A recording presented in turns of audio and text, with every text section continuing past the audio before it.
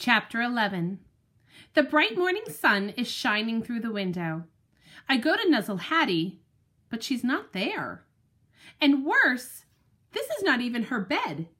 Where am I? A quick glance around confirms the shocking reality. I'm in an empty room, trapped by the gate. Suddenly, I remember a horrifying dream. Hattie bossing me in here last night, brandishing the gate. Wait a minute. Did that really happen? No. Hattie doesn't boss. Hattie doesn't brandish the gate. I begin tearing around the room. Pictures are flying into my head. Images too awful to be true. Could I have actually spent the whole night alone in this strange room?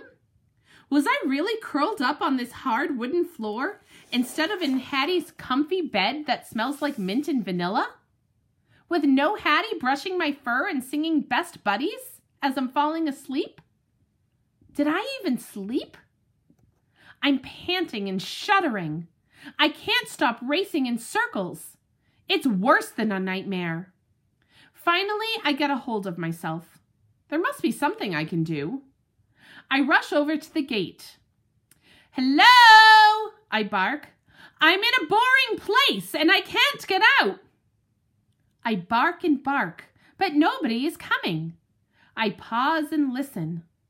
Are those the sounds of my humans shuffling around downstairs? I must keep at it. I bark and bark some more. When I stop to listen again, my tail starts going nuts. Footsteps are coming up the stairs. I knew my plan would work. I leap up, trying to peer over the gate. Those footsteps are getting closer, and then Hattie appears! Hooray! Hooray! I bark, offering my head for the rub. But where is it? I fall back down. Hattie has her arms folded, her face a terrible mixture of irritation and disappointment. Why is she glaring at me like that? She definitely could use her adorable dog's help to get rid of that frown. I jump and jump, trying desperately to lick her hand. I have a great idea, Hattie, I bark, cocking my head in that cute way she likes. Let's go to the dog park and have some fun. She leans away. Stop it, she says in a sharp voice. I collapse in a heap of confusion. What is happening to my Hattie? My heart's so heavy, I might sink right through the floor. Hattie talks in a serious and scolding voice. She does not sound anything like my Hattie.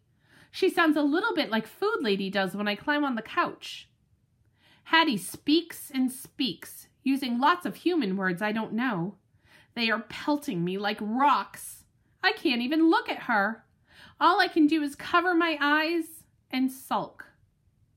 When Hattie leaves, I'm alone for a long, long time. But then there's good news. Hattie is back. She removes the gate and scoops me into her arms. Yippee! She's my Hattie again! I lick her chin and her neck and her ear. But my hopes quickly crash when we get outside. She sets me down and strides right over to that giant tree. She must be hibernating in the squirrel house, because after I've sniffed every inch of the dog park and peed on every shrub, she's still up there. Eventually, there's nothing to do but sprawl out on the grass and listen to the fluty, chirpy birds and buzzing bees. And wait for Hattie. It's the loneliest dog park ever. I'm half snoozing when my ears perk in annoyance. Chipper, chatter, squawk! My fur prickles. It's one of those nasty squirrels. This one is even bigger than the two from the last time. He's scampering across the tippity top of the fence along the far side of the dog park. Doesn't he realize there's a ferocious dog guarding the place? He's obviously not very smart, because every time he reaches the end of the fence, he pivots and darts back the other way. But then again, whoever said squirrels were smart? As he scurries along, his hissing grates in my ears. His twitching is almost too revolting to watch. but I can't run away from my duty. I must defend my territory. I'm a professional. I spring up and trot closer, but not too close. Get out of here, you disgusting rodent, I bark. A dog park is no place for squirrels. He is not acting the least bit intimidated. He stops mid-scamper and bares his squirrelish fangs right at me. Chipper chatter squawk, he screeches.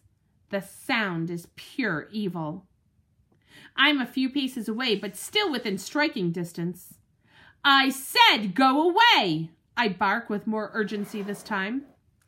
Chipper chatter squawk, he screeches again, as if he even has a chance against me. Digging his vicious claws into the top of the fence, he thrusts his hideous face in my direction.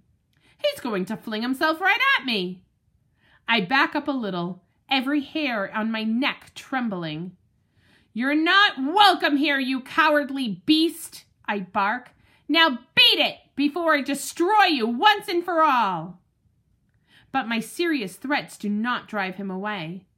Next thing I know, that little monster flies off the fence right into the dog park. As soon as his feet hit the grass, he scampers towards the giant tree. Ha! If that's how he wants to play, he picked the wrong opponent. I've got you now, you nasty creature, I bark, taking off after him. His fat, fluffy tail swishes tauntingly as he runs. I can already taste that disgusting fur in my jaws. I'm about to snap when he flees up the trunk in an ominous racket of clickety-clacky clacks. Uh-oh, Hattie's up there. I paw the bark of the giant tree, snarling and growling furiously. Leave Hattie alone, you menace, I bark, or you'll have to answer to me. Fortunately, the rustling and swaying branches tell me he has enough sense to avoid the squirrel house. I drop down in the shade and curl up for a well-deserved rest. Then my ears detect familiar sounds through the fence, the jingling of dogs. If only I could get excited. Is that you, Fenway? Patch's lovely voice calls. I slump a bit lower. He looks like he's lost his best bone, I hear Goldie mutter. Poor guy, Patches says.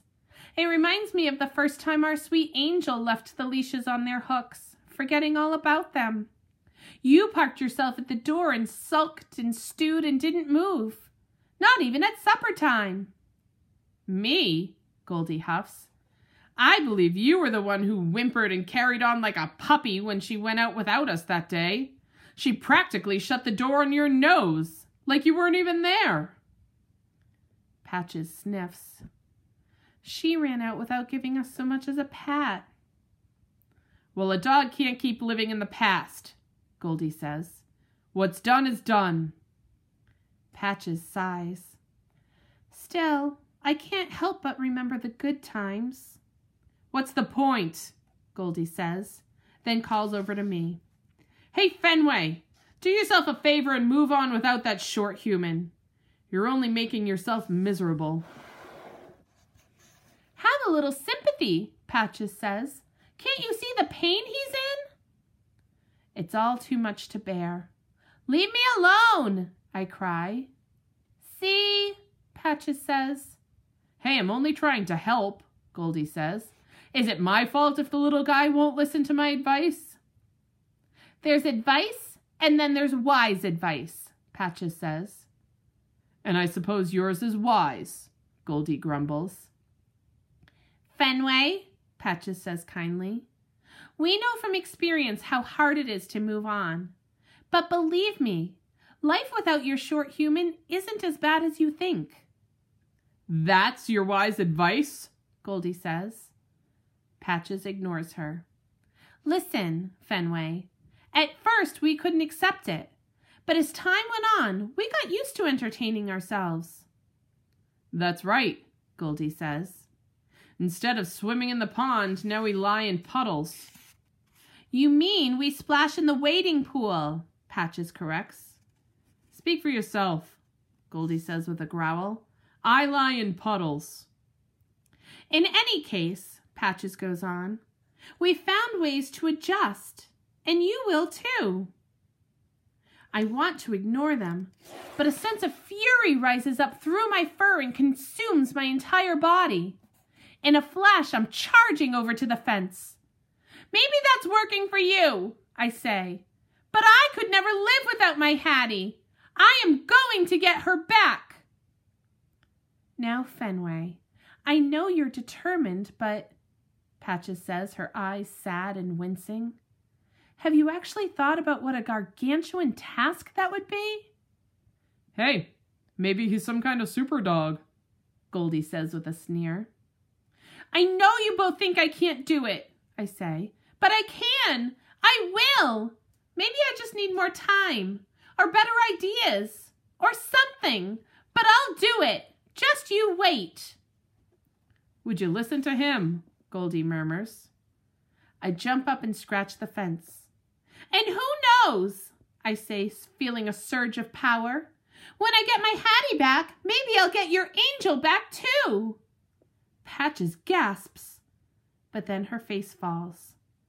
If only we could have our precious angel back, she says sadly. It's all I wish for. Too bad it's impossible, Goldie says, then looks away suddenly, like she doesn't want us to see her drooping ears. I know I'll do it. I have to. All I need is a plan.